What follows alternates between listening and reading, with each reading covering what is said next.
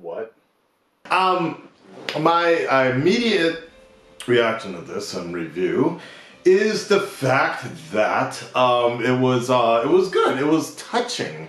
It was very touching, a little bit different. I'm now suffering from ugly cry face. There were some scenes that really choked me up and really made me just sort of feel something. Like, and it actually made me very nostalgic for some of the earlier animes that I would have watched back in the day when I first got into animes.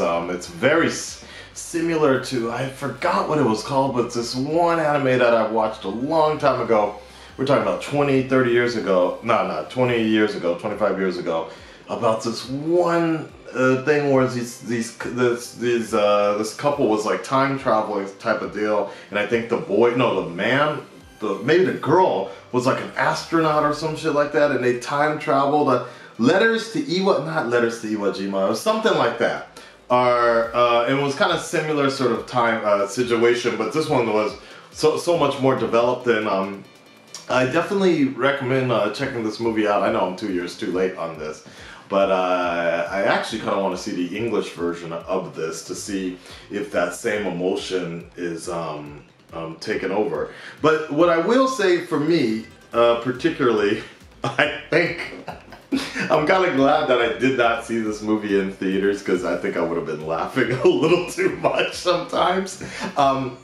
And I think the reason for that, for me, is the fact that since I live in Tokyo, and I've lived in the countryside of Japan, there's a lot of things that are very relatable for me, and that was a good thing, right?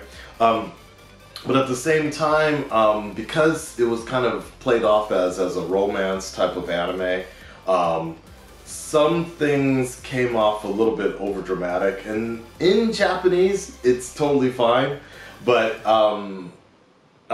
if you watch a lot of Japanese dramas, which I used to, and even now my girlfriend, she watched some drama that's about a teacher, like a student falling in love with a teacher, and like the acting style is pretty on par, even with real actors.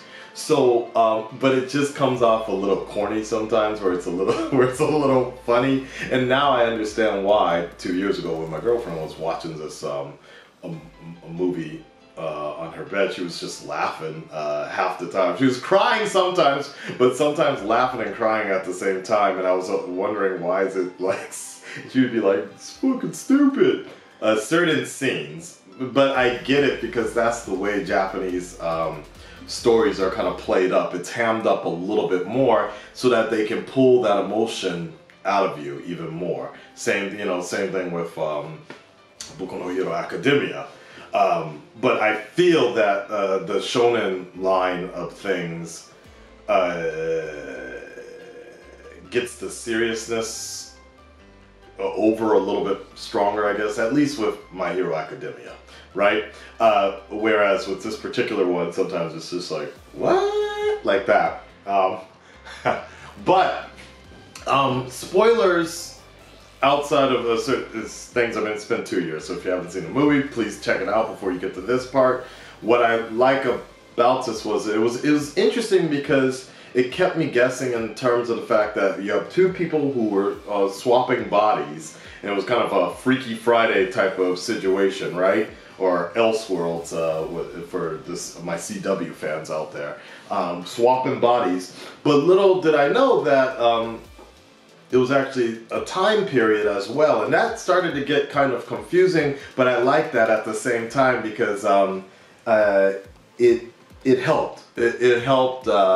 It made you start second guessing certain things that you were seeing, and made you wonder what was going on. So, especially if you've watched The Flash or a lot of DC stuff, you're just so familiar with like time travel concepts and multiverse theories and such. And I like how they explored a lot of that, especially when these two characters, spoiler alert, when these two characters meet halfway in the middle of time and space. That was really cool to see that. But at the same time, I also like the fact that they pulled kind of the Back to the Future. They pulled the Back to the Future type effect, where particular memories started changing, and these two characters were writing themselves notes so they could keep up with each other, and then all that just started to obliterate, and they finally forgot each other's names, which I thought was very interesting. And that was an aspect that played into the story much later when things started to turn a little bit dark and they had to fix some things. So those were semi-spoilers there. I don't want to ruin everything, but I did like the entire thing. The art direction was beautiful. The soundtrack itself was a little corporate, I suppose, is the best way I would put it. It's the fact that with particular Japanese music, a lot of these songs started off with vocals. And I wasn't really big on that because it seemed like every 5 minutes there was another pop culture theme song with the voice starting, not actual just music being played. And I thought that could have been done a little bit differently, but again, for Japanese anime, that's about it.